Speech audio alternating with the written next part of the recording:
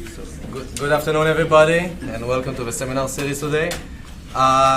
Today, I have the pleasure to introduce Dr. Matthew Rice from George Mason University.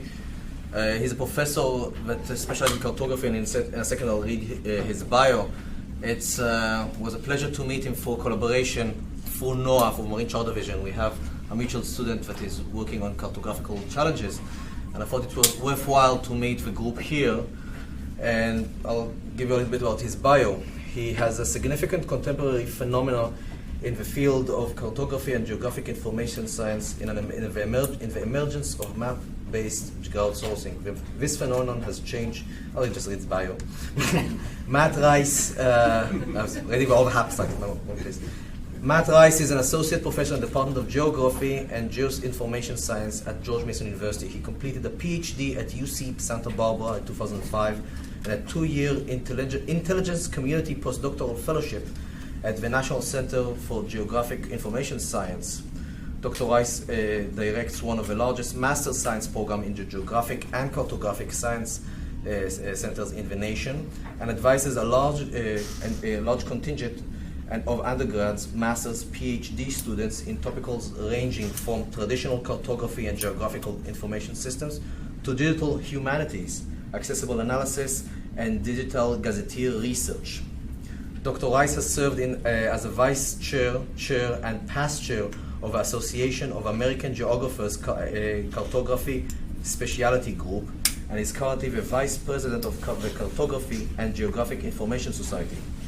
His research has been published in CA-GIS, Transaction in GIS, The Professional Geographer, GeoJournal, Cartographica, and Computer Sciences and Geosciences. Very good. Thank you very much. I'm very pleased to be here. I've been to New Hampshire one other time, and it was only because of a traffic accident that we ended up needing to go to a body shop up here in New Hampshire to get everything worked on. So this is a much more propitious event, and I hope that if there's something that you'd like to discuss, we'll have plenty of time afterwards, and because of that I'm going to try to go at a fairly quick pace through the slides, but I think that we'll be very comfortable, and then we'll have some time for some discussion. So the title of the talk is Quality Assessment in Geocrowdsourced Mapping Applications, and geocrowdsourcing is described by a few key authors as one of the most significant things that's happening in the geospatial arena. I think that could be extended much more broadly to media and many other aspects of society where the content is no longer delivered top-down, but it's delivered in kind of a hybrid bottom-up and top-down kind of process. So in the geospatial domain, we use the term crowdsourced geospatial data. Some people prefer the term volunteer geographic information and geocrowdsourcing. One of my favorite authors describes it as a profound transformation on how geographic data, information, and knowledge are produced and circulated.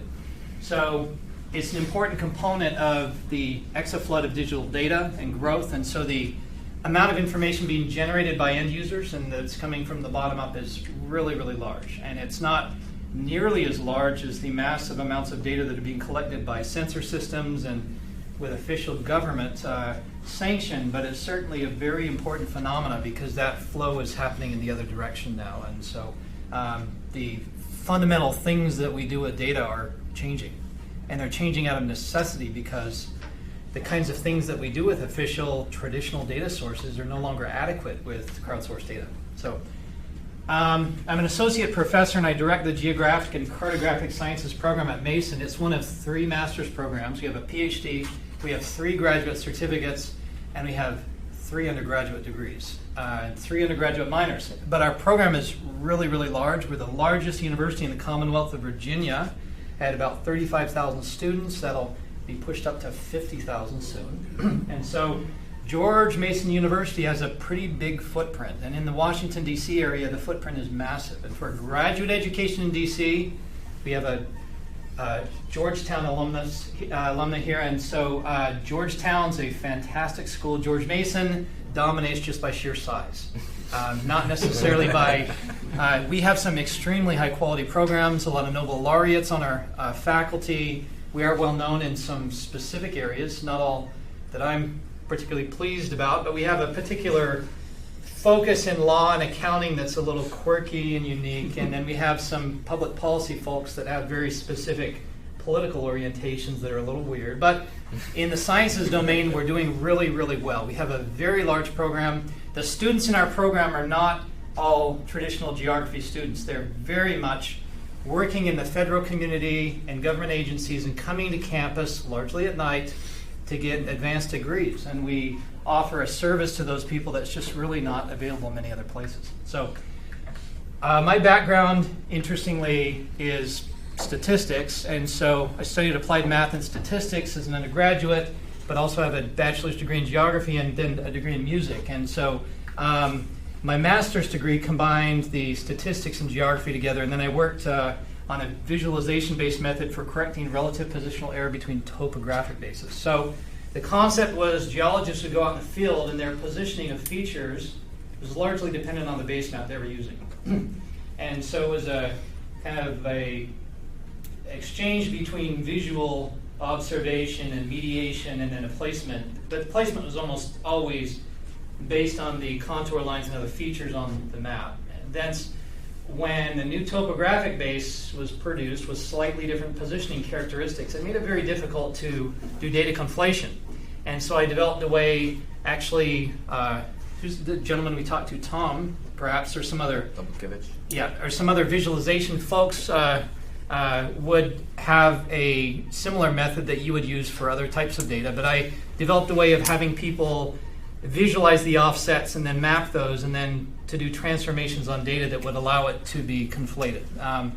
So my PhD work was at UC Santa Barbara. It's a very special place. The history of remote sensing and infrared sensor development and then satellite launches from Vandenberg fed into the geography program in the 1970s, which specialized in Earth's observation and remote sensing. And so the geography program at Santa Barbara was always focused on techniques, quantitative methods, and computers. And it's still like that today. There's a very strong cognitive science component as well. My PhD, however, was in intellectual property issues. And I'll talk about that just briefly, as it is a great motivator in the crowdsourcing domain. So the Santa Barbara area is a very special, unique area physiographically. It's a very large mountain range, about 3,500 feet in elevation, about 10 miles from the ocean. And so you have some very unique climate issues with the presence of the mountains and the fact that it's southern facing and we have beautiful sunshine. It heats things up, and then it's just a wonderful place to go to school. Vandenberg's right around the corner over here. And then the Santa Barbara campus is right on this area here, this airport there, and then the State Street and historic parts of Santa Barbara over here a little further to the east.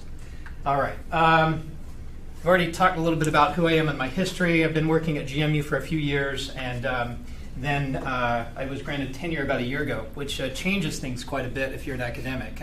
Gives you a little bit of freedom, and hence my great interest in not covering a very narrow slice of a domain, but looking at some other things to do. And so it's a very exciting time once you're granted tenure and you're still productive, but you have the freedom to do things that might not be within the exact same thread that you had before. And so it is something I'm looking forward to.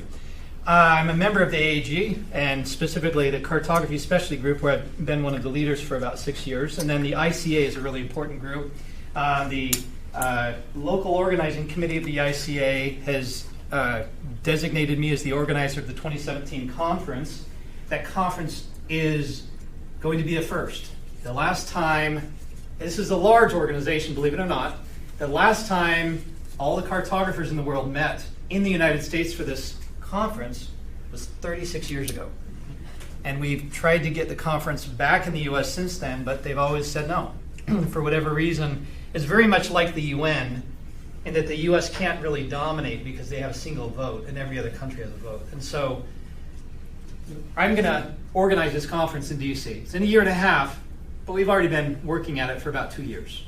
And it's a really big deal, and as many people as I can gather, that have a cartographic interest or some coastal mapping capability, they need to be involved. You're going to be welcome to submit papers, and we'll do a bunch of things. We'll have some tours of some NOAA facilities in DC that will be combined with some tours of the USGS and some other agencies. But people from all over the world will come and see what we're doing in mapping, and it's just going to be a very exciting event. I'm the vice president of CAGIS right now. I'll be president-elect next year. And then I've been a participant in NACIS and the UCGIS, which are other cartographic groups. The discipline of geography, generally, I know that this department has a little bit different focus, and I have always been very comfortable in Santa Barbara, in fact. We collected physicists, civil engineers. Who else did we collect? Some of you may be familiar with the department there. It's a wide variety of people: civil engineers, physicists, oceanographers, geographers, transportation specialists. We gathered all together, and people didn't worry as much about disciplines as much as they worried about trying to do something compelling, and that was a good lesson for me to learn as a young person. Geography as a discipline has, in the past, had quite a bit of prominence, but more recently, not as much. The great explorers in that age of exploration was a big factor. This is one view of the discipline of geography developed by a gentleman named David Simonet, and it looks at the physical world, the human world, and then the geographical techniques as kind of a cube and facets of a cube where problems that exist are never exclusively in one domain or the other. And so geography could be thought of as a way of integrating spatial analysis and some techniques with both human and physical elements. So this is a little different view of the Simonet cube, and the three dimensions in this cube are roughly geographical techniques, geographical specialties or themes, and then types of modeling that could be done. I'm going to go forward and then just suggest cartography as a discipline is even older and an essential part of what geographers do, but the basic way of communicating human knowledge and information. So cartography is important to me, and certainly an important part of decision support systems and many things even that happen here, CCOM, NOAA. It would be inconceivable to walk through this building, in fact, to even be standing in a room and not have 7 or 8 maps around the walls. They're just a real fundamental part of human knowledge production. So let's go forward a little bit. At George Mason, we no longer teach, or nor does anybody really teach, manual and traditional cartographic production methods. Things have changed, and things have changed very radically in the last 20 years. We have courses in cartography, and we have courses in GIS, and then we have some courses that are hybrid courses. So at Mason, these are the courses in GIS and cartography that we hold, and we teach all of these on a regular basis. And so I haven't done a count, but there are probably 25 different courses in GIS, cartography, geovisualization that we teach. We have a surprisingly large portfolio of things that we offer to students. And so if you're ever interested in spending time in DC or studying there, it's a fantastic place. All of our courses are offered at night. So if you were to come and take my class I'm teaching right now, which is Geographic Information Systems for graduate students, the course meets on Wednesdays from 4 to 7 p.m. And because of that, students maintain their affiliation with their federal agency or their research job, and then they come to class at night. And it's a nice arrangement. So I want to talk about crowdsourcing a bit. This is Jeff Howe and his 2006 article here at the top from Wired Magazine is a famous one, and he talked about crowdsourcing, and the context for this at the time was outsourcing and jobs going overseas. So he was talking about how businesses could use the public and the public's input as a way of adding value to the business. So he didn't really invent the concept necessarily, but he just did a good job kind of articulating a phenomenon that was happening, and then he wrote a book about it a few years later. So crowdsourcing was thought of as a renaissance in amateurism and a way of taking the democratic elements that are present in the United States and in our society and putting them into a business setting. So it's certainly now extensively used in media, search, science, and also in mapping. In fact, it's very hard for me to imagine watching a news broadcast, which I'll do later tonight, and not having a very high proportion of the video that's used in that broadcast having been captured by some member of the public, a citizen who's volunteering the video and being used in that way. In fact, I can't even remember the last time I watched a news broadcast where that wasn't the case. And so this participation by the public in generating value for businesses is really significant. And in the mapping arena, it's a big deal too.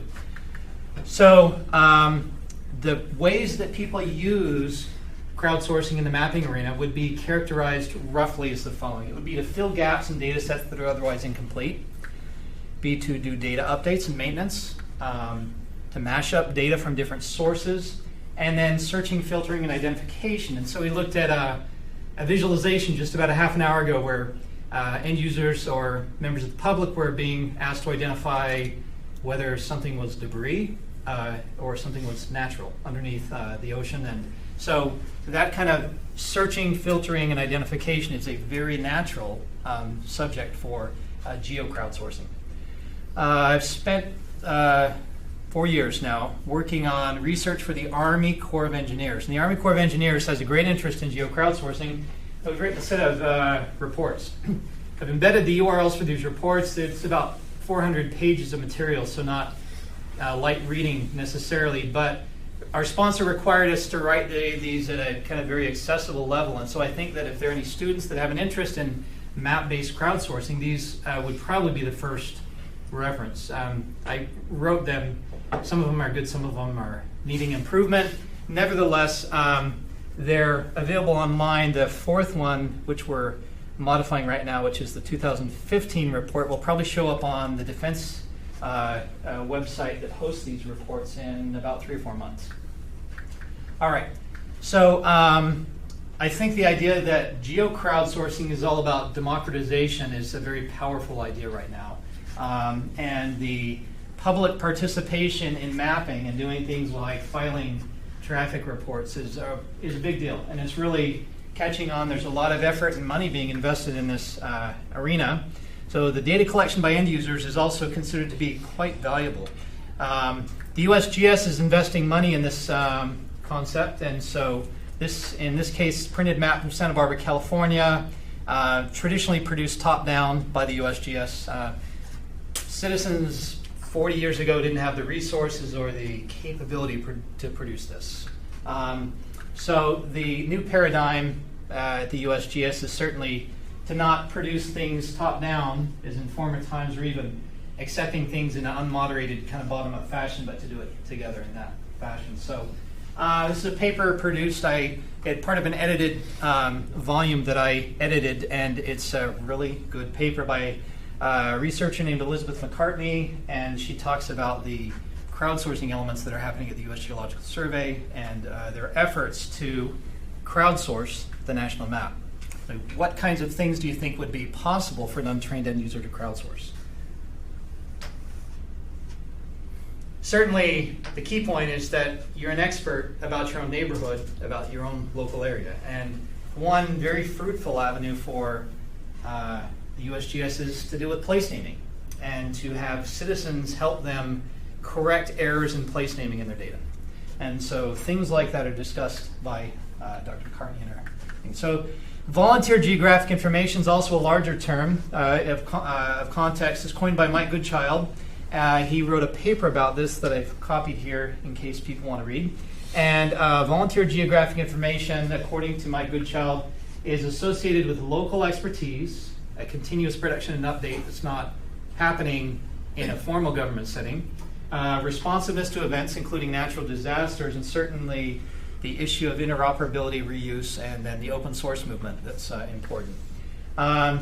The problems are certainly accuracy and reliability. And so those are the two reasons why some people in some communities are not really very eager to deal with citizen science and crowdsourcing. My neighbor, in fact, who doesn't know anything about what I do professionally, just happened to post on Facebook a picture of her father in Canada on a boat. And the boat was towing something behind it. And I just asked her, that's a little odd. Is that fishing gear? What is it? Well, it turns out that they gather volunteers who just live on a lake or vacation up there to tow sensors behind their boats. And they're looking, my understanding is, they're looking at water quality issues, algae, the presence of unusual things under the surface of the water. So those are a few images of this area I harvested that my neighbor goes and visits once a year, every summer. So this idea of the public contributing to something that should be quite familiar, I think, to folks here is catching on. And certainly in Canada, they're implementing large programs to do this and spending money on sensors and systems and probably a moderate level of training to get people to collect data that will be useful for them. Good. So Citizen Water Watch is a part of this, and just kind of a good part. This is the neighbor's family. This is another boat, not the boat with the sensors on it, but the uncle's boat apparently that they're enjoying out on the lake. So you can see aquatic plants, and they're looking at water health in the presence of the aquatic plants underneath the surface. So, good. I think the most famous geocrowdsourcing activity and citizen science activity is the Christmas bird count. Does anybody participate in the Christmas bird count? Very good. So I think the idea is to be able to locate, identify, and position sightings of important birds. And in the Santa Barbara area is it's actually quite a big activity because of the wetlands and some of the large birds that would show up in the area. Good. Waze is the one that most people know about, acquired by Google in 2013 for, put all the zeros there on purpose. So the payout to the 80 or 90 employees that were staff. So something like average of $1.5 million a piece, but a massive acquisition by Google. And a competitive situation where Facebook and a few other companies very much wanted to acquire Waze. Very special company. So started in Israel, is a mapping startup, very similar to OpenStreetMap. The movement was called Free Map Israel, and the driver behind this was partly open source and also some legal issues we'll talk about in a minute. But certainly an incredibly valuable application, and so Google's benefited tremendously from that. OpenStreetMap is the largest geocrowdsourcing application. Steve Coast is the founder, 2004. His founding of OpenStreetMap was a reaction to the Ordnance Survey licensing issues. Anybody familiar with the big difference between our federal data here and federal level data in the UK? They pay for it. They do. It turns out it's fantastically good. It's absolutely the best data in the world. I'm a happy American, patriotic, because you have to be in DC to survive, right? But the British data, country mapped at 1 to 1,200, roughly with the same kinds of things we map at 1 to 24,000 in the U.S. So fantastically great data, but very expensive. And so Steve presented in Santa Barbara at a conference I was at. We invited him to come and speak, and there was an Ordnance Survey participant or two at the conference, and it's just great fun and lots of humor, and seeing him tweak them a bit over his production of a street map for the UK that was free and open for people to use. So, citizen-led mapping of roads and buildings, parks, points of interest. This is OpenStreetMap for this area, and it's very detailed. So it's OpenStreetMap, and if you agree to their licensing terms, you're free to use it. And you'll see this as a base layer in a lot of mapping applications because it is free to use. So their licensing issues are just simply that you agree to share your updates, and they do have a specific licensing criteria that you abide by, but it's basically to facilitate the sharing of the information that's collected. Okay, one issue here. Did you recognize that half of you that are as old as me or older will recognize what this is, but some younger students, frankly, I'll show them this and they'll not know what it is because it's not really used, but it's a great battle over this. The case is Vice v. Rural, and it was over the licensing and data access. In the United States, federal data is reproduced for free, essentially. In the private domain, it's not the case.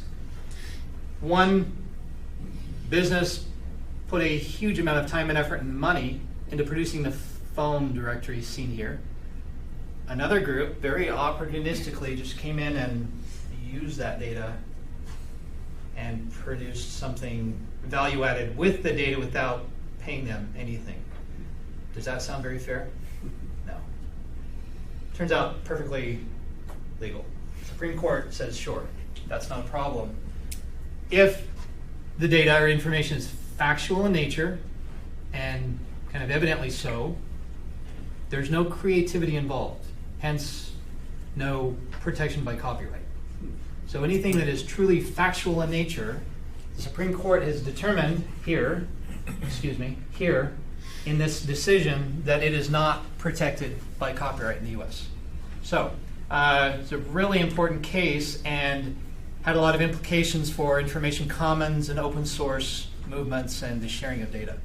Made people in the mapping and GIS community very concerned because maps are factual. If they're not factual, they're not worth anything. If they're not a real representation of what's on the ground and factual in nature and based on science and objectivity, they're not worth a whole lot. But the extent to which they're reproductions and factual representations, the more they're like that, the less they're protected. The only thing that would be truly protected is the J.R.R. Tolkien Hobbit maps, the fanciful maps. Those would certainly be perfectly protected by copyright. Things that are factual, not so much. And the extent to which they're better, because they are based on fact, the less protected they may be. The expert in this domain actually just up the highway, and he's someone that I greatly admire, Harlan Onsrud. He's a professor at the University of Maine, and they have a very special School of Computing and Information Science and a group that does spatial information engineering.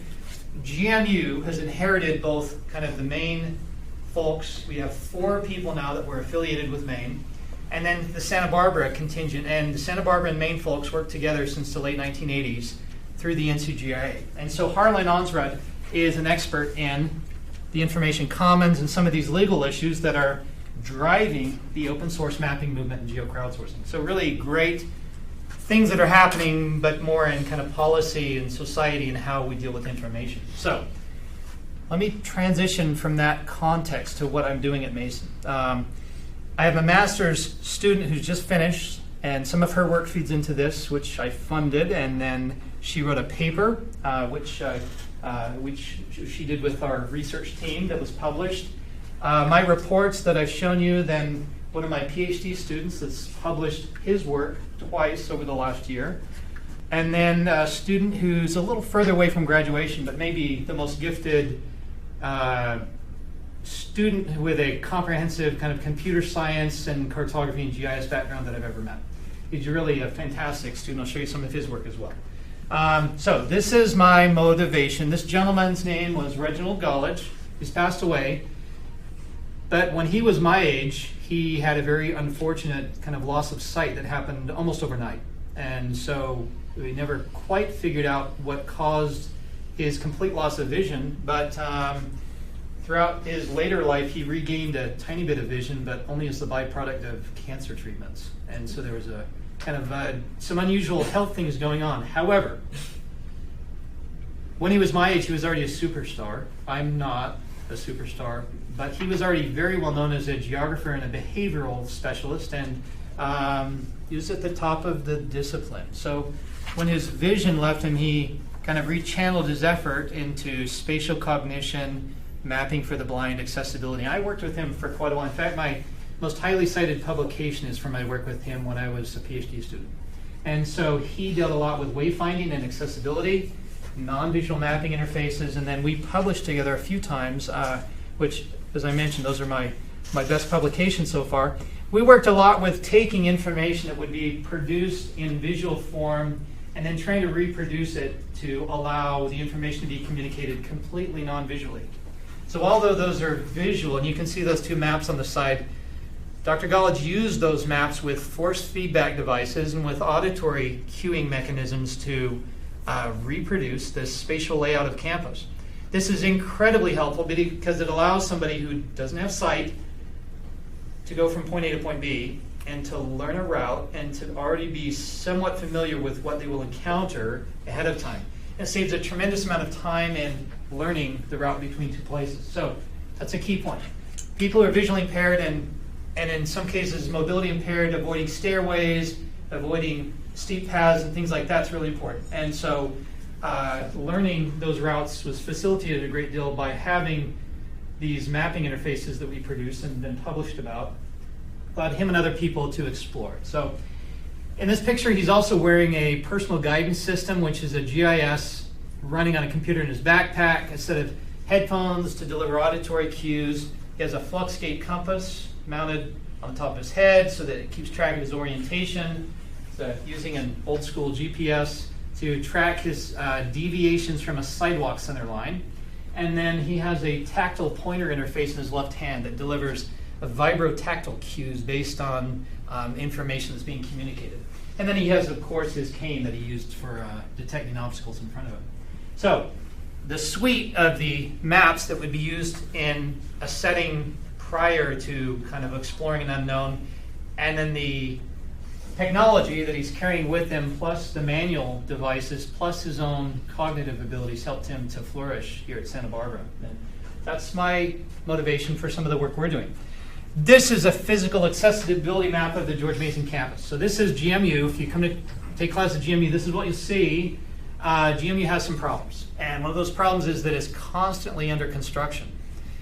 It's also not an ADA, completely ADA compliant campus in the sense that there are many places you can't get to if you need to go upstairs and you can't traverse stairways. And so anybody in a wheelchair or people who are visually impaired that may not be able to do that safely simply can't enter some buildings. And so what they've tried to do is they've tried to map out the ADA compliant routes in green and the places that are not compliant in red. And then they've tried to put some boundaries around areas that are under construction. But this map is produced in PDF, always produced in August. This was from August 2014. I don't have the 15 one yet. Can you imagine any problems with producing a map in PDF format like this once a year? Well, of course, the campus is incredibly dynamic and it changes frequently, in fact, many times a day. And so some of the things that they mark in terms of the accessibility hazards change on a daily basis, not on an annual basis. And that's the workflow for reducing the maps, not capturing things like this and like this. And so what we have designed is a little system that allows citizens and students and public and visitors to just very quickly crowdsource accessibility obstacles. And so there are some other things like this. WheelMap is a very good one. There are a few others that are out there that do accessibility mapping. The one thing that we've tried to do is develop a system that will allow us to capture transient events, things that are happening and then disappearing. And then built on top of that, our effort is to build in a quality assessment approach that actually works to both validate, check, and then attach quality measures to the reports coming in. This is an example of a report. The report has an ID, a date, an obstacle type, an obstacle impact. There's an attached image. It has a duration estimate and an urgency estimate. They're both right here. And then there's a location comment. So the person contributing the report puts in a Twitter length kind of just description of the location of what they're seeing, and also a Twitter length comment about what they see. So the location and the characteristics of what they're seeing. And then we have built on top of this a way for moderators to go in and make a bunch of measurements and assessments of every report that comes in. And these are some of the characteristics that the reports capture in the moderator's check, which is the date and time of observation, the location of the reports, the text that's contributed, the obstacle type, descriptions, duration, urgency, and then the image itself. What happens in this system is that the users on our college campus find obstacles and report those via website or via mobile application. I'll show you in a minute. They contribute XY, location, they contribute a description, the time of the obstacle, citing, they contribute some details about the obstacle, and image. The image is actually incredibly important. If they didn't contribute anything else, just the image by itself would provide us with quite a few of the other items by itself. When they contribute a report, it appears as an unconfirmed report and is tagged like that in our map legend, so people know this is something that somebody's put into the system but nobody's checked. It's important to have those be unconfirmed first. Then a moderator goes and field checks the reports, validates the information, performs the quality assessment, and then confirms the report. The information is validated and stored in a database and then used for things like routing. The moderator makes an assessment in 9 different parameters of quality. They give it a quality score, they check location, they do a location check, and then we calculate a location score based on the deviation between the original position that report was contributed in, and the moderator's confirmed position. The moderators give an image quality score, then a categorical check for urgency, obstacle type, and duration. So this is a categorical comparison and agreement between somebody from the public and a trained moderator. And then we also check for temporal consistency, for the presence of the location description, and then we check for report completeness. And the report completeness tends to be a good measure according to what we've seen about somebody's thoroughness in making a report. It's very uncommon to have a report that receives a really high completeness score that's also very poor. So this is a general quality assessment model that we've been using. The contributors make a submission. The report goes through a social moderation process. They'll train moderators who remove obvious errors and then determine authoritative attributes for the report. At the same time, there's some automated techniques that we use, which includes, unfortunately, checking for things like profanity or obscenity, which because we're a public university and don't want the CNN truck parked outside our building, we remove. And we bowdlerize the reports. We don't remove the reports, but we do just insert characters to cover up stuff that shouldn't be there. Or maybe shouldn't be there, it's not the right phrase, but just we don't want the public making an issue out of. We do a temporal consistency check, and then we mine the textual information using a gazetteer, and that happens in an automated fashion. It doesn't take a moderator to intervene to do that. The moderators do some stuff. In addition to the stuff that happens automatically, the moderators do these things. Then they generate a quality score. They can change the status of an unconfirmed report to a confirmed report and then to an obstacle. And then that's used as output in a geographic information system and routing that we can use with participants. So this is a little clumsy, but this is a look at our moderator dashboard. The black information on the right side is the contributed information. The red information is the moderator's assessed version of the report. And then the blue are quality assessment scores that are calculated automatically based on the moderator's opinions. This is a mobile tool that we use for doing the very same thing, which is to check the location and the qualities of every report coming in. So let's talk about positioning for a little bit. When people put reports in, the yellow report there is an unconfirmed report that's been submitted. When reports come in, the positioning of the reports is happening really two different ways. Either it's been contributed by a mobile device, in which case the mobile device GPS is being used for the positioning, or it's been placed on the map by hand. If they're using a desktop version of our tools, they simply click and drag an icon to place the report. So definitely some different dynamics in terms of the quality of positioning that happen between the two. The mobile device GPS is not as good as the very careful hand-based positioning, but the hand-based positioning can also result in really wild errors. It can be located at the right corner of a building, but it's just the wrong building.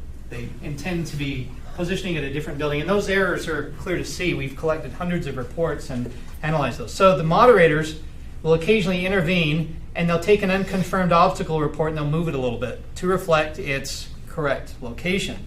And if there's an image, two or three things that happen at once. First, the image clears up any ambiguities, because we can see where it is, and we can move it out, and we can often do that movement from the office, and then we can go field check it later. But we can also extract the geotags from the images, and we can use the geotag to confirm our decision about where to place the report. So there's multiple ways of validating position in the geocrowdsourcing domain for quality. So there are a couple quality assessment studies I wanted to point out that we've used to build this system. Most of the quality assessment studies that I'm referring to here, and I have at the end in case anybody wants to dig into those, they're pretty useful. Most of those are based on a 1947 U.S. Geological Survey report on national map accuracy standards. And that report in 47 is still used today. And in fact, I still teach students about horizontal and vertical accuracy measures for GIS data. This is still based on a paradigm of a printed map at a specific scale. So we teach students how to go through the reasoning of determining the approximate horizontal accuracy of a map. Can anybody do it off the top of their head? Everybody remember what the National Map Accuracy Standards say? Okay, so it's a way of automatically looking at a map with a specific scale and then being able to very quickly say, okay, the approximate horizontal positional accuracy of that map will be 1/2 of a millimeter at the printed map scale. So if that map is 1 to 10 million, then I have 5 million millimeters, which is 5,000 meters or 5 kilometers. The positioning issues on the map at 1 to 10 million can be dealt with the National Map Accuracy Standards. The National Standards for Spatial Data Accuracy tweak those a little bit and use statistical methods to refine them and make them a little more appropriate for data that's not produced at a single fixed scale.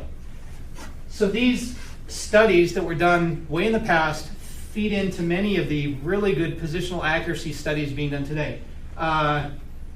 Mordecai Hackley has written a paper on OpenStreetMap and the positional characteristics of OpenStreetMap, and is probably the most highly cited paper of this type. But the one I like best is the second one, which is Jean-Francois Giras and Toya, their 2010 look at the French OpenStreetMap data and comparisons to the official French data produced by the IGN. And so both of those cite OpenStreetMap features that are mapped by the public as being approximately 6 meters. That's the accuracy estimate for horizontal accuracy for features within OpenStreetMap. This paper goes into much more depth and actually covers not just positional accuracy, but covers all of the accuracy attributes, and deals with things such as completeness, logical consistency, lineage, and so forth, which is it's a very good paper from that perspective. Some other authors have also looked at things associated with categorical assessments. Campanova and Frumshu report that only 27% of the aid reports collected during the Haitian earthquake using the Ushahidi project were found to be categorized accurately. So there are problems with quality and crowdsourced data, but there are methods to look both at position and attribute in a pretty good comprehensive way. And we summarize some of those in our technical report from 2015, and then for reasons I'm not really sure about, some of the most fantastic master's theses and PhDs are coming out of Aalto University in Finland, and the students just have some very good advisors there because they're able to do these really great syntheses of complex topics, and this was an example of such a summary. So this student here wrote a thesis that looked at all of the pre-existing accuracy measures for crowdsourced data, written by a 21 or 22-year-old, maybe a 23-year-old, who'd spent a few months in the library, plowing through stuff and just really wrote up a very nice thesis about that. So we reference it quite often. So looking kind of at some of those reports, the positional accuracy measures and the data sets summarized here, the takeaway, though, is that OpenStreetMap features generally 5 to 6 meters. And there are different ways of characterizing the positional accuracy of linear features that are addressed in some of these that are clever. Let me go forward a little bit and look a little bit at crowdsourced approaches for checking quality. Now, there are 3 general approaches in crowdsourcing that are suggested as being really good ways to check quality. The first is something called a social approach, which says that you can use project researchers and staff in a hierarchical structure to check things coming in. That's a little bit of how Wikipedia does some of their quality control. They have editors and people in a hierarchical structure that can check article changes and revert them or validate them. Then there's a crowdsourcing approach, which works well with big projects where you have 100 reports of the very same thing, and you can use those reports to confirm something happened. A geographic approach suggests that there's some physical kind of geographical laws about things that can and can't happen, and that you could do some of your quality assessment based on that. There are also things that we tend to do. When we have a freeway and we have on-ramps onto those freeways in most parts of North America, there's specific angles that those are designed to work at certain speeds. And so if you have someone that digitizes a street network for you, you could program in relatively easy fashion some tools that would very quickly flag parts of the data set to check for errors that would be based on some of the characteristics that should be present in those data sets. So we did a little study, and the purpose of our study was to look at how well moderators in the social approach, addressed here, social approach, how well those moderators can be used to check the position of reports in a crowdsourcing environment. So to summarize, the things we have to work with are image geotags that are buried inside those images that are contributed. We have positioning from a smartphone and the GPS, and that's not perfect, but we know what it is. We know the constraints and the general accuracy levels for mobile devices in certain environments. We have the positioning of items on a map by hand, and we know a lot about that based on work done in the 1990s on digitizing in GIS. There are a lot of people who measure the quality of digitizing, and so there are things that are known about how well somebody can tap out a report and position it on a phone. We also have geoparsing of location text, and if I skip and cover something, I want to show you that because I think it's innovative. And then we have the moderator's intervention to reposition a report. So all of this is done to validate position for geocrowdsourced data.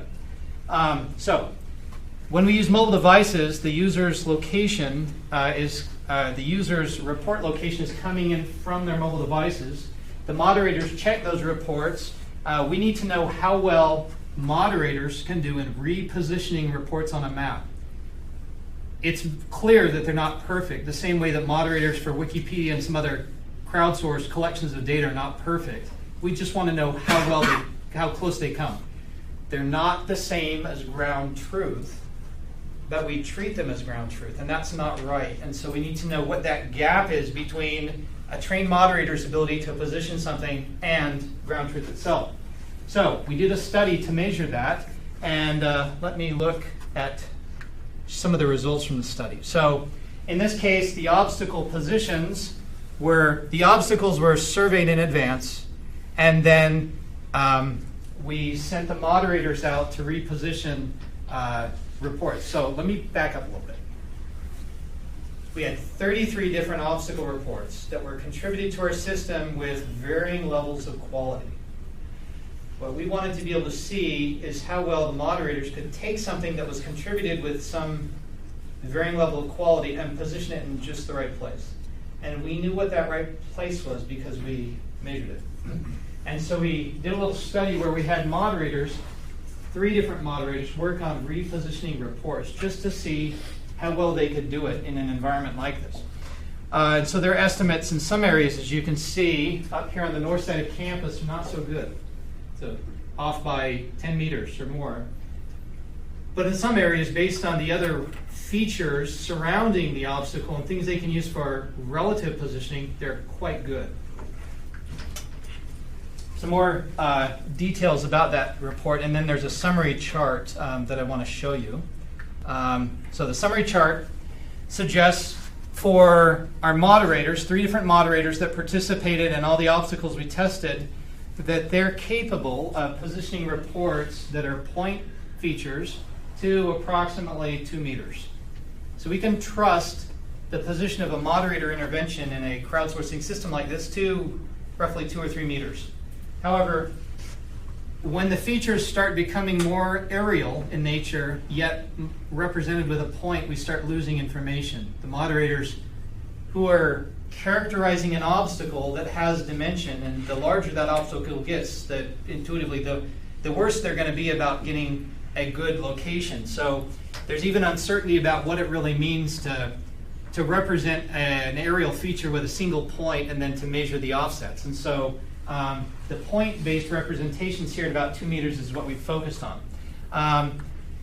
One other thing that we tried to do is look at ways of very quickly taking crowdsourced data contributed by the public and extracting geotags from the images they contribute, and then look at the measure between the camera or smartphone location that's attached to the image and the location of the actual thing being viewed. And what we tried to experiment a little bit with is just the idea of if we had 15 people using a smartphone to photograph an obstacle and contribute that to us, whether we could draw some vectors associated with their orientation and somehow with more and more and more and more information converge on the exact position. And so that concept here is what we tried to duplicate. Well, with a phone, like an iPhone 6, not so hot. In fact, something crazy going on, and that, not even close. And actually, the orientation vectors that we really need So not only is there uncertainty in the vectors here, clearly, but there's also uncertainty in the position from which the vectors are being computed. Doesn't work at all. I was actually puzzled by that. And we did some other measurements with other phones actually quite a bit better than this. But this was the time that we went out and said, okay, this is the official run. We're going to publish this. And that's what we found. And it just wasn't very good. Yeah? I was just curious, are you using just the triangulation of towers for this, or are you also using the actual GPS? No, it's coming straight from the phone's internal compass. Okay. And the phone's internal GPS without Wi-Fi. Okay. So, yeah. Okay, so this is a camera, just a point and click, crappy consumer level camera that has an embedded, probably a $3 GPS chip and a $2 electronic compass, soldered onto a board. It's reasonably good. This is a much higher end camera and a higher end GPS attachment. And so I guess it suggests that even if we did nothing else other than collect images, perhaps in a year or two when the quality represented here trickles down to consumer devices, really what we need is Instagram. And we put ourselves out of business. We need some way for people to contribute images in large volumes, and then we need to be able to extract information from the images. So we need specifically orientation and position, and we need time, because we need the magical 3 attributes of GIS there. Location, time, and attribute. We get location and time from the image geotags. We also have a submission time if we're just having them submit an image. And then if they're willing just to type out a few words about where it is or what it is, then we have attribute. So, and we have attribute from the image itself, of course. So this tends to seem like it will work quite good as long as we can take the $2,000 of camera equipment we see here and somehow get it inserted into an iPhone. So anyway, that was a little bit of some work we were doing in position validation for crowdsourced data. So we built a web application using Sencha Touch for data contributions. We modified that quite a bit. The second version is built using Turf and Mapbox, and its primary features are allowing a user who's moving through space to interact with these obstacles that have uncertainty in their positioning. So you can imagine, say you're Professor Galich, and you really need to know where that truck that's parked across the sidewalk is actually located. And so this concept here was just to test how well an application that is a running over the web, a web application, can very quickly track a user's position, again on a smartphone whose GPS is not that great, and then provide an adequate warning to somebody who's wandering through space about things that might be positioned in front, considering all the uncertainties that are present. So we modeled those, discussed those in our report. To kind of simulate what was happening, we actually fitted out a bicycle with instruments, and then we increased the speed, not a walking speed, but a bike riding speed, to see whether we could trigger obstacle alerts using this mobile application in a sufficient enough distance that we could avoid interacting if that's what we needed to do. So these are some diagrams that show those interaction distances with the web application. So our intention was to trigger alerts at this 100-foot radius. But in fact, it was not being triggered until probably 55 or 50 feet. And this side, this column here, is walking speeds, and this side here is bicycling speeds. So 2 miles an hour, 7 miles an hour. And you can see, certainly, the quicker you move, the more difficult it is to warn you in advance about something coming up. That's, not rocket science. That's normal, but we needed to just measure that and see what we saw out in the field. The context for this is that it's a web application that has kind of verbose communication to and from a server being used on a smartphone out in the field. All right, so we redid this using a native mobile application, which was a little more responsive. It's coded with Swift for iOS, and then much more responsive and much more capable at giving us not just kind of cues on target, but could also do things because we could harness some of the other capabilities from a mobile app to deliver alerts with auditory cues and things like that. The 100-foot interaction buffer and the stability provided in this application are very impressive. We actually hired a high school student to start coding this a few years ago. He is a Thomas Jefferson high school student, which means something in Virginia. It's a special kind of magnet high school for technology. And so he was coding originally in Sencha Touch, and then he worked this last summer with Swift and built a very, very nice mobile application for us that we tested. Interaction distances, because it was much more responsive, very much closer to the 100-foot intended kind of radius, even when we were riding a bike at fairly high speeds. So just going a bit to the text-based georeferencing. I think this is quite innovative. So here's the idea, that you can take a report coming in with some location information included just as text.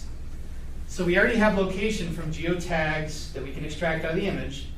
We already have an asserted location provided by the end user. We have a moderator's location provided by a moderator that has some uncertainty with it that we've already measured. And then we can use a gazetteer and geoparsing to build a footprint automatically from the text description submitted by the user. And as long as our gazetteer resolves spatially to a high enough degree, we can build some footprints to check and validate the other forms of positioning. So this is coming from a Twitter length image description, and then geoparsing, which just suggests that if you have a block of text, you can search it for distances, directions, geographic prepositions, and most importantly, place names. And so we built a very detailed local gazetteer to facilitate this that has official names, it has cartographic names, it has former names that are incredibly important, because if you don't capture what the building used to be called, you can never resolve things. Then we have abbreviated names and jargon and slang-based names, which actually are really important too because of the kinds of abbreviations we're seeing from end users that contribute things like this. And then we have multilingual names built in. We have Chinese and Arabic. Actually, our campus is one of the most diverse campuses in the United States. A huge number of students from other countries. So we thought, let's build in some multilingual aspects to this local gazetteer that maybe has 1,000 features. Okay, so we take that location text and we can parse it. And in this case, it's an intersection that's named, and we can find the roads and we can find the intersection point automatically and then establish things. So this is a much more complicated one. I'll show you another version of this in a minute, which is a segment of a line in between two other line segments. And then we have the combination of two building footprints that's buffered. So let's go through these a bit, because this tends to be difficult to do on the fly and do well. So if a user names one single feature, whether it's a polygon-based feature or a point feature that we have inside our gazetteer, it's very easy to take that, buffer it, and then use that as the footprint. And the footprint is used, again, to validate the other forms of positioning. Cross streets and intersections, pretty easy to do if the geometry is simple. However, if there's multiple intersection points, it breaks. And it's quite difficult to deal with roads that are divided roads and have two different intersection points, because there's some ambiguity there that we can't resolve unless we have some other information. This is the mapping of two named polygon places. And so in our gazetteer, if somebody names this building and this building, whether it's a abbreviated reference or a reference in Chinese and this one in Arabic, we can still find this combination of these two features. And so this is built using the geometry of those two features, and then some unneeded segments of the polygon outside the building footprint on the edges can be removed, and the final footprint is the one on the third slide there, which is just the place between the two buildings. This is between two named polygon places, but also a mention of sidewalks, things in between, so we can clip the features of our pedestrian network that we're using in our experiment based on the intersection, the geometric intersection of the two polygons in a convex or a concave hole that's formed between those two. Linear places and named places, this one was a little tricky because you're taking the geometry of a street and then you're looking at the intersection between the geometry of a polygon and a street that's nearby. And so if somebody says University Drive near the GMU Commerce Building, that's roughly the footprint that we want to be able to validate the positioning of their report. There are a few others. Bearings relative to named places are actually quite difficult. Northeast, southwest, northwest, etc., that we can deal with automatically. The methods for doing this are not trivial because it involves taking some diagonal intersections of the geometry and doing some computation that you wouldn't anticipate. It's not trivial to take a footprint of a complex polygon and then come up with the relevant footprint of an area that's nearby based on a direction or bearing. This is the intersection between two linear places for a third linear place. And so in this case, Sager Avenue between East and University, and automatically, without intervention, this footprint can be generated. In this case, prepositions indicating proximity to a named place, so a little higher buffering occurs in that instance. And then ambiguous cases where the geometry of the feature that's being named doesn't allow us, in this case, Patriot Circle, doesn't allow us to come up with anything useful. And we can certainly identify the cases where the description text doesn't allow us to do any kind of position validation. But the concept of this is that we wanted an automatic way to take things that were written in just plain text and build something really useful that we could automatically use for position validation. All right, I'm going to go through some of the GPS stuff because I think the students in here, I'm going to show you one or two graphics so you can see what we were doing. But we were looking at the average Frechet distance. The Frechet distance, something people have calculated and know about here. So if there were two trails and you had a leash and you're walking your dog and your dog's on the leash on one trail, you're on another trail, it would be the length of the leash that would be required to kind of keep your dog within a certain distance. So it's just a way of measuring the offset between two curves and measuring the distance. And so it's just a distance measure developed 110 years ago. And so what we're doing is measuring the average distance between the sidewalk center line and where our GPS, our civilian iPhone GPS tells us we are. And we collected a whole bunch of information about that in terms of positioning. Some cases where tall buildings are present, it breaks down and we have 20 to 25 meters of kind of error. But if we're in an open area, it's generally pretty good, somewhere between 4 meters and about 7 or 8 meters for a regular iPhone. And that's certainly totally different than when I started my PhD in '98 and we were still dealing with selective availability issues and couldn't use the good GPS signal. So the average Frechet distances for the iPhone 4, 5, and 6 were published here. 5 meters, 6.7 meters, 10.5 meters for those devices under a variety of different circumstances, tree canopy, tall urban buildings, things like that, where you have multi-path error and other things. So that's another look at the GPS tracks. So the reason why we do this, just again, is that if we're going to have citizens out collecting information, whether they're on a boat or they're on foot or they're in a car, and the positioning that they're supplying to us is based on an iPhone or based on a civilian kind of device of some sort, we can't accept that as fact, certainly. We need to capture that, but then say, okay, we suspect that it's within this distance. And we know, based on studies that have been done that have been much more thorough than our study, what that approximate distance is under a tree canopy in urban areas with tall buildings. We know what those figures are. They've been studied extensively. And so you can use that to help you ascertain the positional quality of information being crowdsourced. One, just to summarize briefly, crowdsourcing is changing everything that we're doing. 20 years ago, we didn't have to think about some of these issues. We didn't really need to do kind of geoparsing and multi-position validation. We didn't have to worry about the quality of moderation. These are changing things. In fact, this is a very simple example.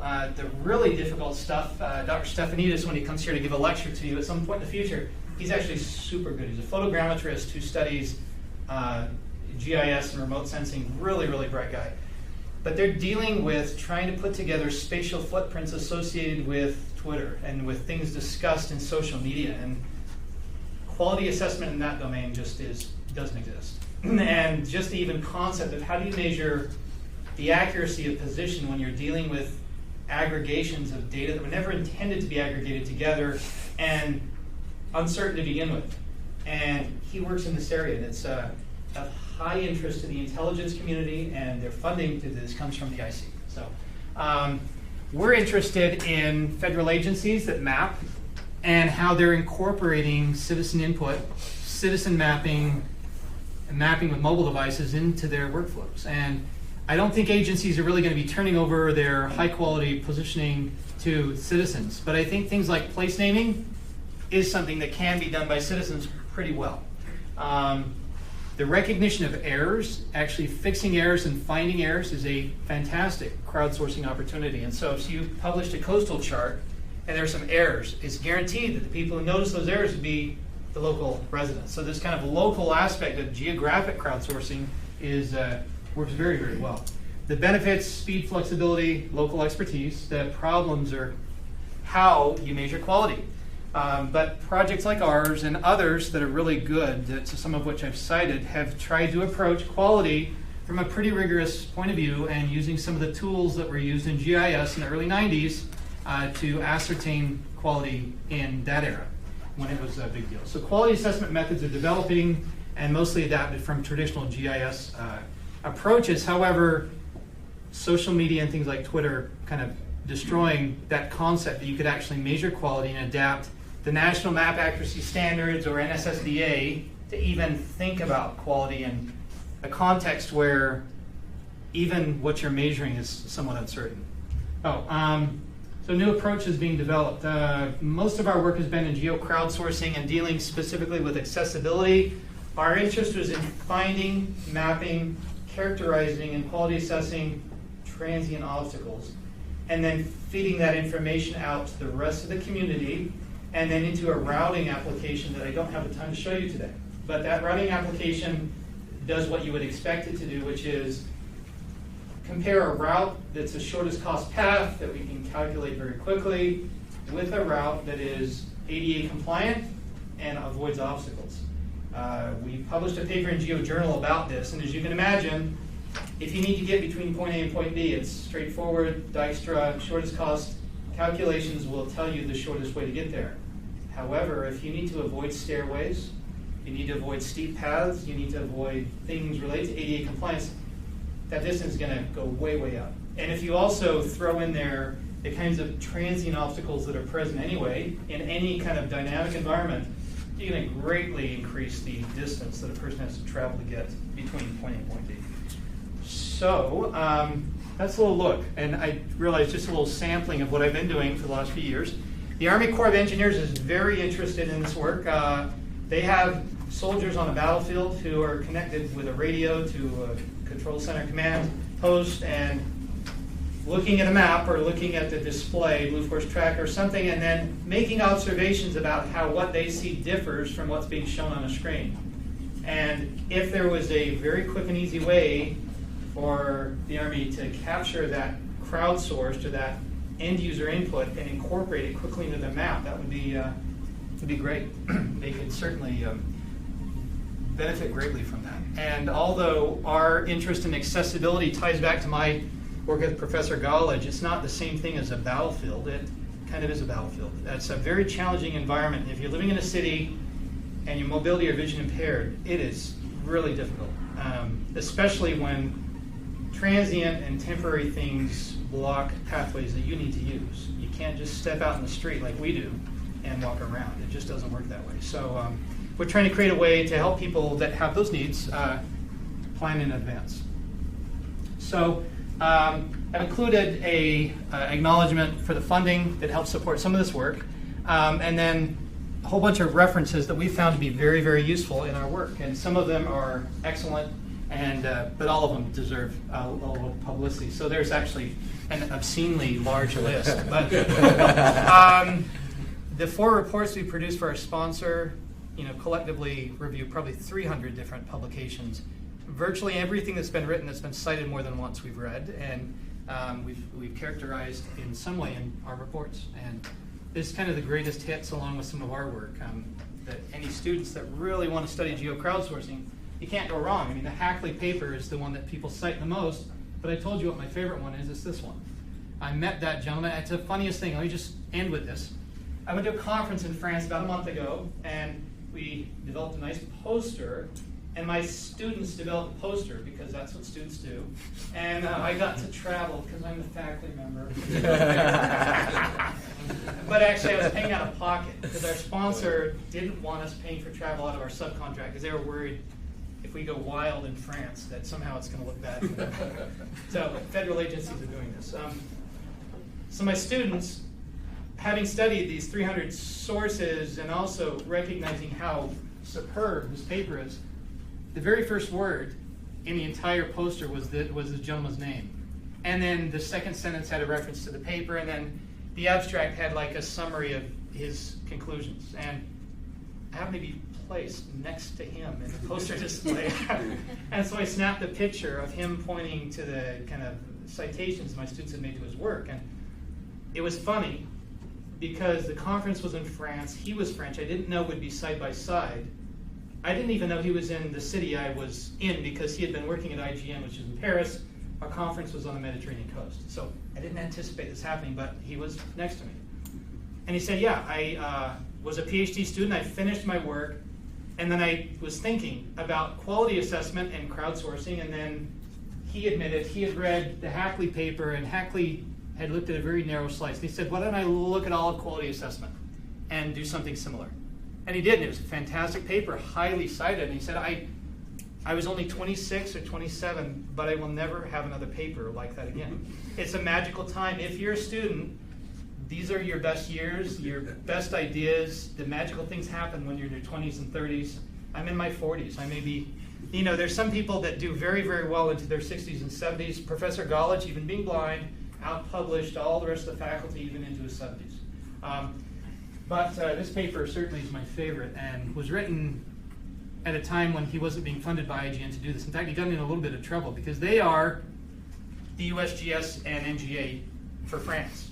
And they didn't necessarily want the public being told that crowdsourcing is the future, not the authoritative institution. So anyway, it's fun to kind of be positioned next to him and then be able to cite his work and then have him be able to point to it and take a photo of that. So okay, let me take questions really quick. I'm probably a little bit over time, but let's. So first of all,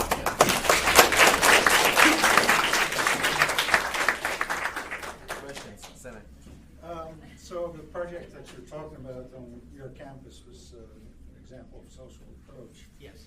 Using moderators. And I was wondering, for the quality assessment, I was wondering, did you look at the cost of doing this as well in terms of time and how much time a moderator spends per report and how many times you go out to verify these things?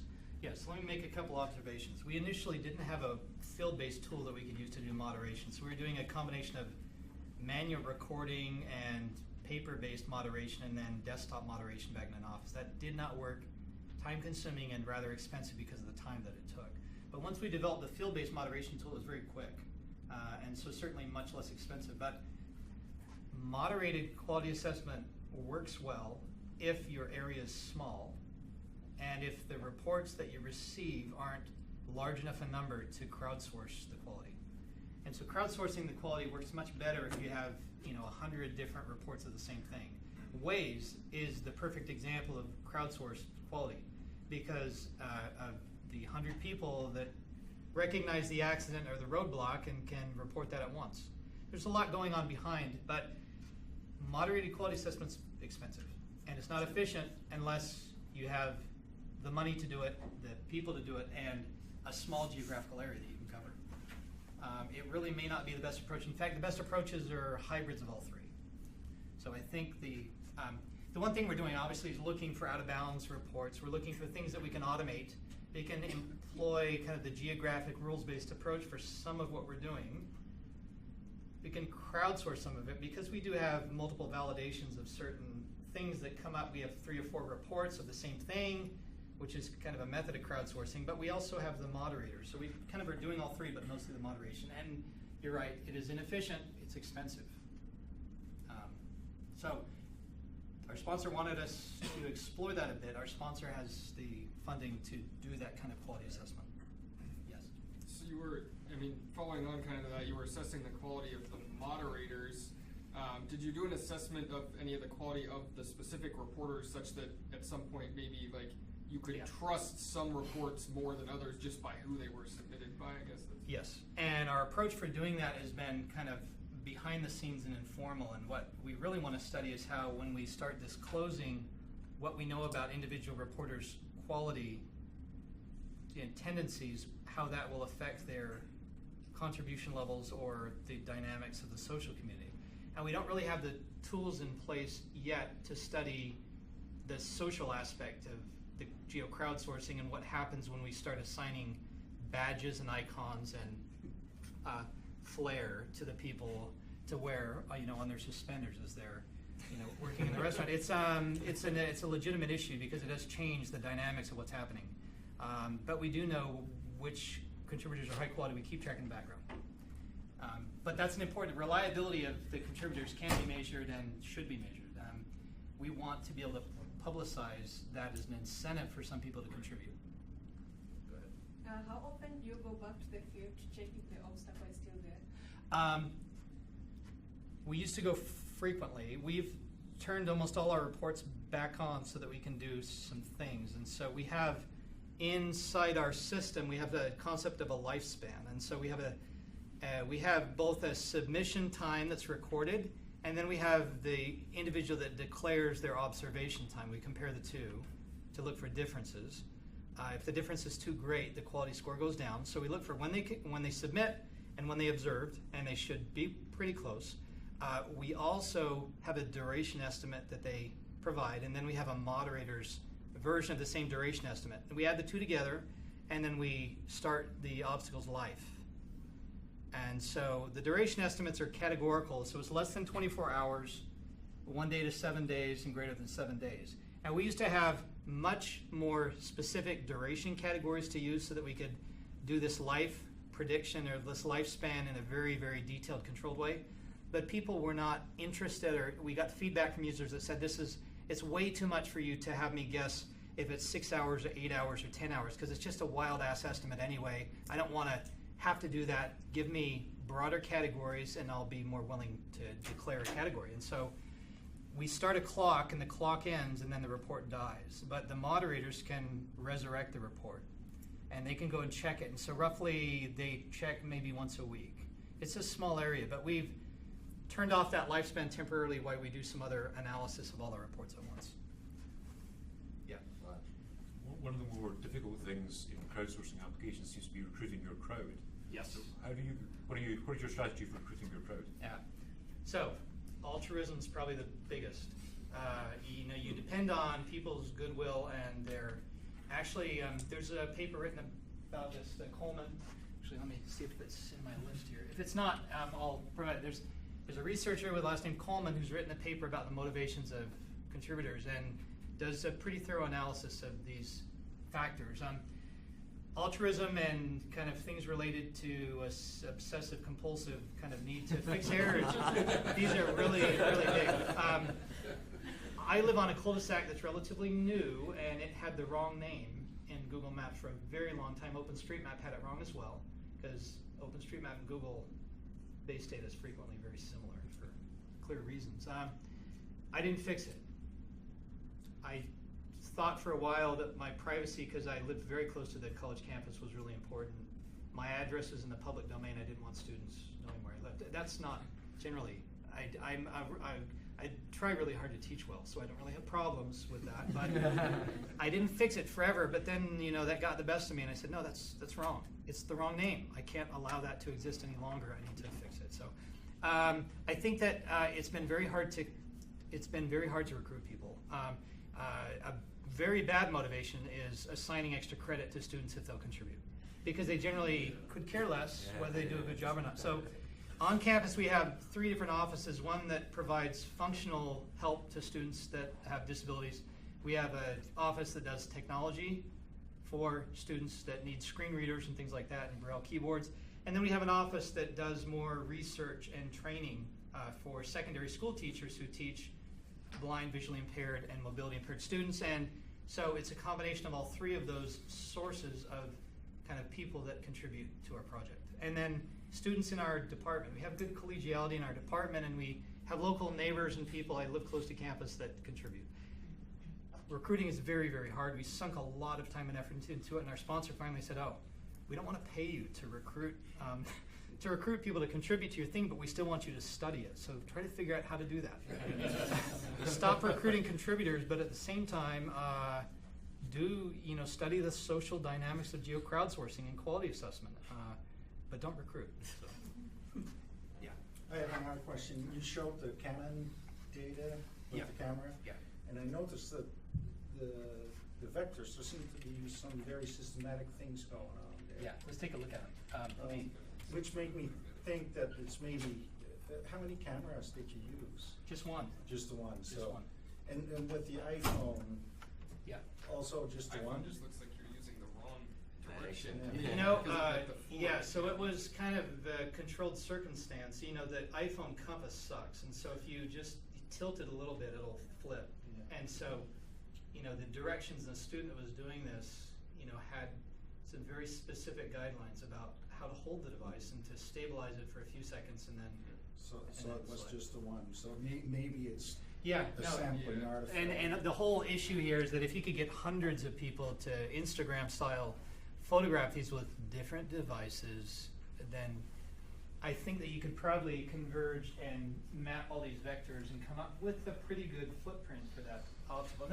The purpose of doing this is not necessarily the sole method of positioning. It's to form a footprint that you could combine with any gazetteer-based kind of geoparsing that you do in other forms of positioning.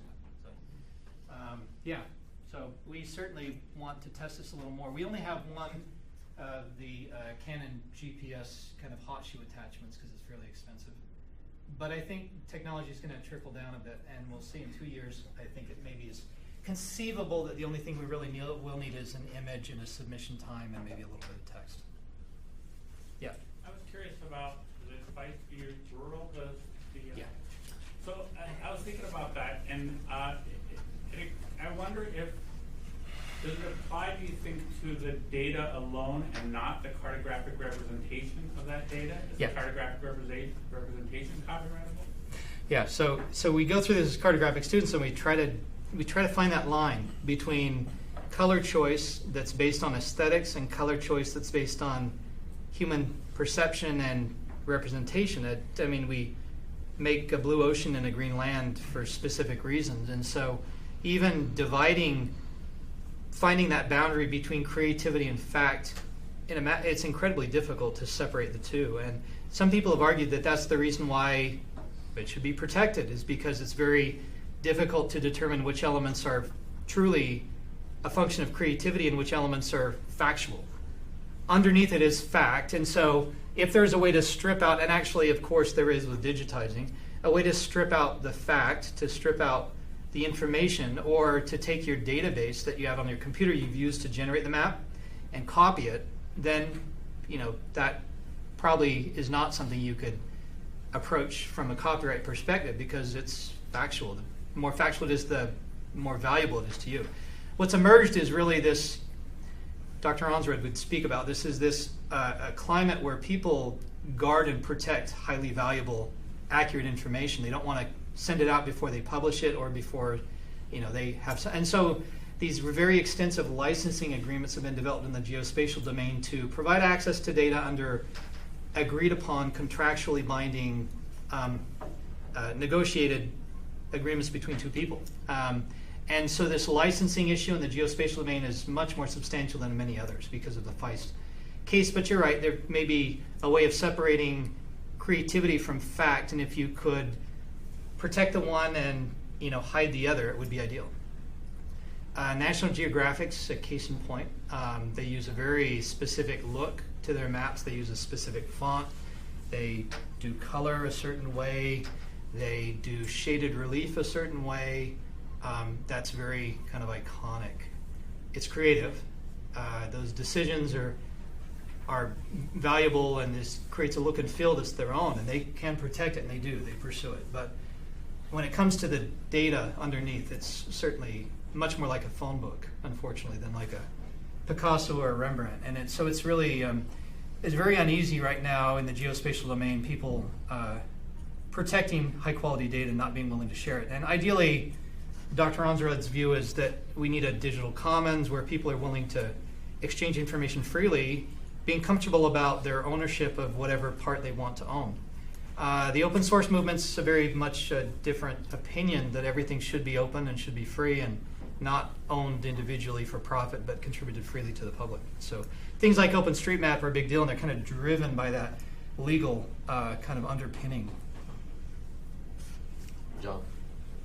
You mentioned your campus has a lot of like other campuses have monitors, TV monitors, constantly. Yeah.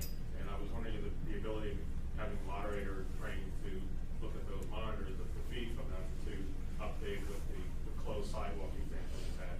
Yeah. Is that- So we have some things that were very unexpected. We have an ADA compliance officer on campus that is in charge of monitoring the whole. Sorry, is this what you're referring to as the legal responsibility of the university? I'm Sorry. actually using that as a source of information to update your map where you can't have Yeah. Right. sidewalks not accessible. Yeah, so there's a lot of construction happening on the west side of our campus and reports that come in those areas, but what we discover is that the vast majority of the reports are contributed in heavily traveled areas that are, well known and well mapped. And so there are some voids, contribution voids that exist on the edges of campus we're not covering, and those are the areas that are being developed. And so we do have a disagreement between where people need to be reporting and where people tend to be. And so we can intervene and say, please go cover this section of campus every day when you walk through. But to have it kind of organically emerge, I think, is quite difficult. OpenStreetMap, which is the largest thing like this, has the same problem. The areas of London that are affluent are extremely well mapped. The areas of London that are slightly dangerous and much poorer are not as well mapped. And people have studied that. And so I suppose on a college campus you do have areas that will be well mapped and not. And we haven't really explored the issue of augmenting the authoritative data sets with our data. There are things that we have seen emerge. For instance, there are places where crosswalks are changed based on construction activities, where new crosswalks are painted, and those are not updated in the official data sources until we receive reports and pass those along, and then updates are made. So I kind of feel like I just talked for 3 minutes without addressing your question. But I have some hearing issues of my own. But can you? I just like having the video cameras, and also Yeah. even in the possibility you have drones, a Yeah. moderator operating a drone in the areas that they don't have. Yeah. Right. We do have an extensive network of cameras, and the university hasn't been willing to either allow us access to that network. Dr. Stefanidis, who we met with last week together, has gotten access to a few cameras in some public places to do motion tracking and to do some clever things. What we have done actually that's innovative, I think, is a student completed a thesis using a GoPro device flying on a kite, and then very quickly doing hundreds of photographs and doing structure for motion and mapping kind of the buildings on campus using his camera system. But we don't have a really good sensor network. We don't have a good network of cameras that we have access to do anything with. It exists, but the security folks just don't want us to mess with it. We did buy a drone last week. And in DC, that's somewhat of a sensitive issue, both on the government security side. Certainly, we can't fly at above 400 feet, absolutely. But it's a very, very touchy issue with regard to privacy. And so I think we have to be extremely careful taking any imagery from the drone and using it for anything at all if the view shed is of a dorm room, through a window over a back fence. Really, really troubling issue and sensitive for the public. And our purpose is to teach courses and keep the university's name in a good light. And so we need to be very careful. But we did buy a drone, and we'll probably fly it over West Campus that's unpopulated. Yeah. So thank you, everybody. And One more. Take one more. One more question. It's an important question. So a lot of what you've talked about is about looking at sort of point objects, obstacles, that sort of thing. In our field, we're very interested in that sort of thing, but we're also very interested in continuous fields, so depth, for example, or elevation. Have you thought about that, or has there been work done on that? No, we think about that, and actually that's a fundamental part of what we teach in GIS is what things are better dealt with in a raster framework because they're, because the variation's a different thing. We teach students about the differences between a discrete world and a continuous world, and we haven't really dealt with that. The only object that we tend to capture that's much more field-based is there's a lot of areas of campus where water runs off and washes mud over the sidewalk, and it's incredibly slick. And so there are places where, large area and kind of a continuous variation in the nature of the hazard and poorly defined boundaries and some things that we normally use in GIS to say, that's as a continuous field we need to, So we haven't developed a way of mapping that in that way. And obviously with some of the things that you deal with here, it would be very useful. We haven't figured out a way to do that. We're still using points, lines, and polygons. Very important question, you're right. Yes. Thank you so much.